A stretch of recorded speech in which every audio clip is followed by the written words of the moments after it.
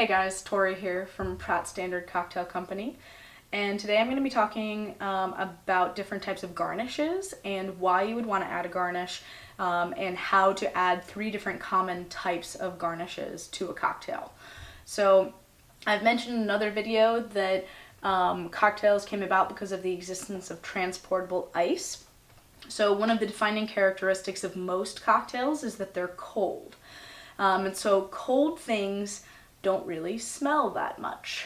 So if you make a cocktail, next time you make a cocktail, make it, pour it over your ice, get it properly chilled, and then give it a sniff. It will probably smell a little bit of the alcohol, maybe a little bit of some of the other flavoring agents you've added to it, but it's not quite like opening an oven on Thanksgiving and smelling like the waft of beautiful smells.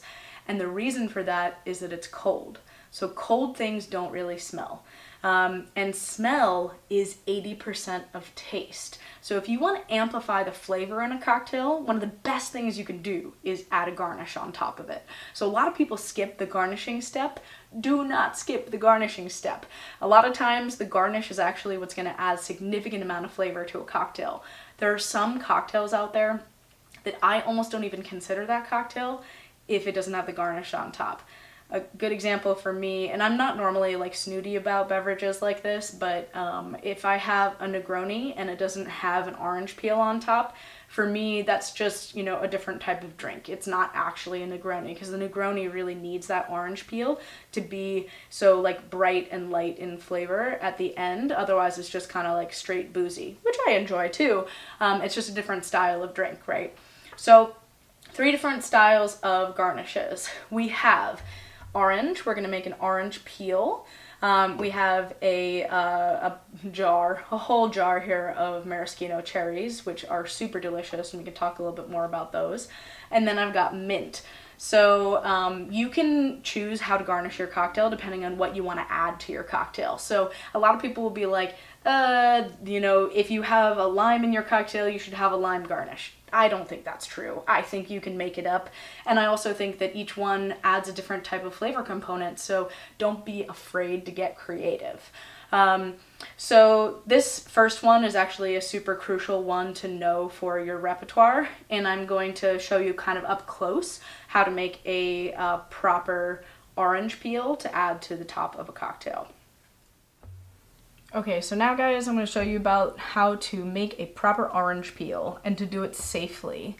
So I'm going to use a vegetable peeler here. A lot of people prefer Y peelers, but most people at home don't have Y peelers. A lot of people have vegetable peelers.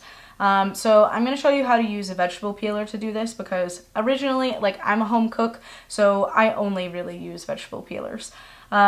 So first thing you want to do is know that this is super dangerous. So underneath here, there's a layer of oil, and that oil, once you get under the skin to it, the blade will skip if you use any type of force whatsoever. So you have to have a lot of control over both the blade and the fruit to make sure that the blade doesn't skip and hit you down here in the meat of your palm. Or let's say you leave a thumb exposed, don't take off the top of your thumb, and then also don't peel away from you, because you could catch on one of your fingernails back here. That would be a really bad thing. I've seen people hurt themselves a lot. I've hurt myself a lot. It is a very easy thing to do, so just be super duper careful. The ways to be super careful are hold your fruit down here in your palm, not up here. If you hold it up here, you don't have much control, so hold it down here in your palm. And then hold your vegetable peeler not like you would think. You'd think I'm supposed to hold it like this, because this is how I hold it when I'm peeling a potato or something, right? No, you actually want to hold it up here. So my forefinger sits on the top of the blade guard here, and then my thumb is exposed. It's actually sitting in the top of my hand here. And the reason I'm doing that is because the thumb is going to sit on the other side of the fruit here. It'll brace as I am rocking the fruit. Because the truth here is we're actually going to keep the blade hand stationary. We're not going to use this blade hand to move at all. We're going to use all this hand for movement, because that'll keep us safe, because we have a lot more control over the fruit than we have over the blade.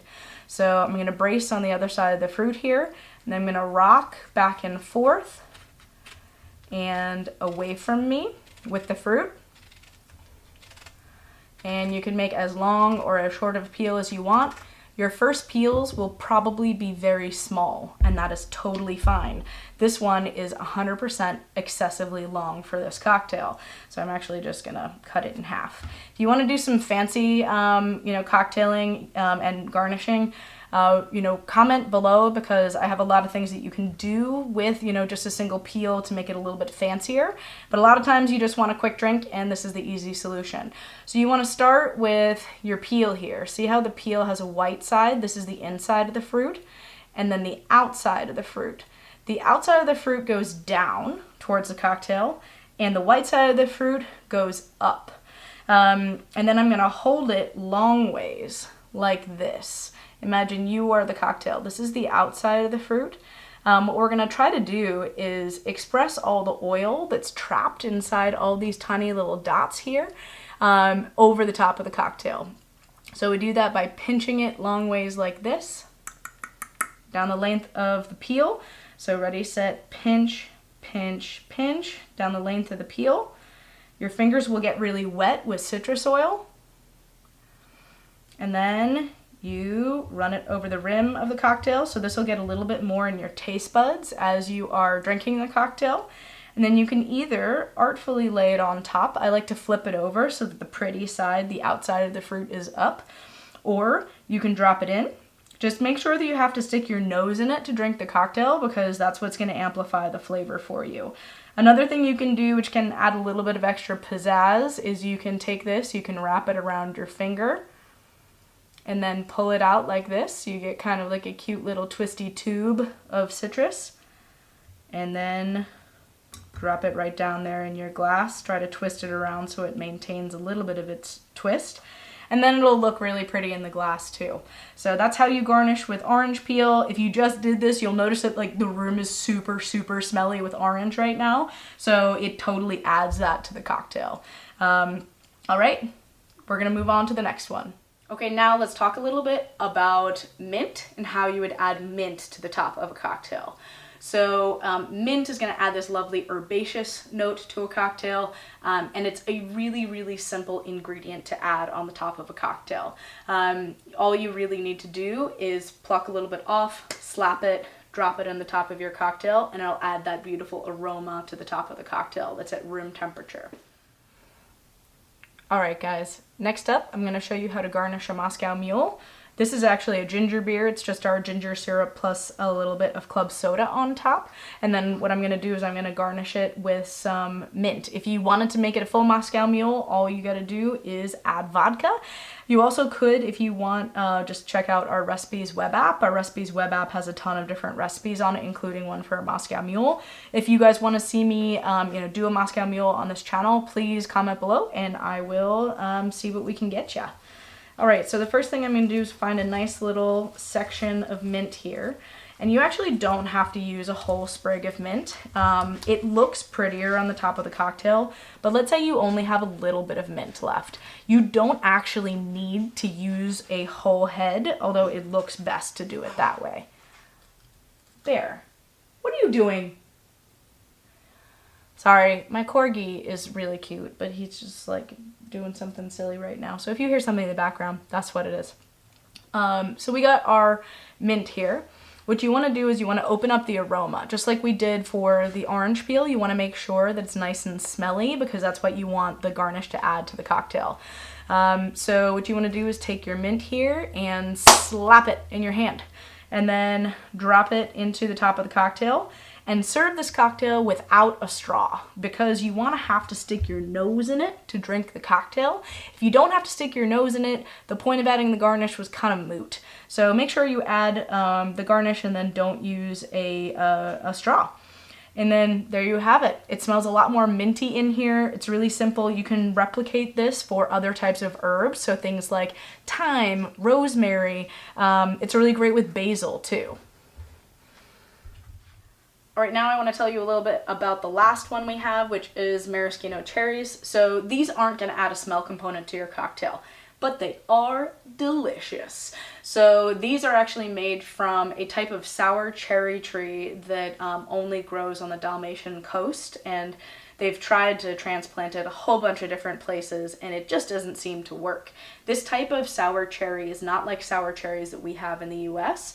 The sour cherries that we have in the US are very thin-skinned. And so they don't hold up to this type of candying and preserving. They'll get kind of like wilty and soft and gross. And they'll still taste good, but it's not quite the same as these, because these have this nice like bite and crunch to them. Because of that thick skin, they hold up to the preservation process. And they also are sour, so they don't get overly sweet. You get this combination of sour and sweet, which adds complexity to your cocktail. Alright guys, now I'm going to show you the way to garnish with these delicious Luxardo cherries. They come in different brands too, so you don't have to go with the Luxardo ones, but I do actually like the Luxardo ones the best. So what you want to do is pull one of these beautiful inky black cherries out of the jar. Try not to eat one first, although guaranteed you will because they're delicious. And then you want to try to spear it through with a cocktail pick if you have one. So cocktail picks are ideal for this purpose because you can spear it through like that. And you don't have to wipe off any excess, but you can just do like that. And then you can just lay that right on top of the drink.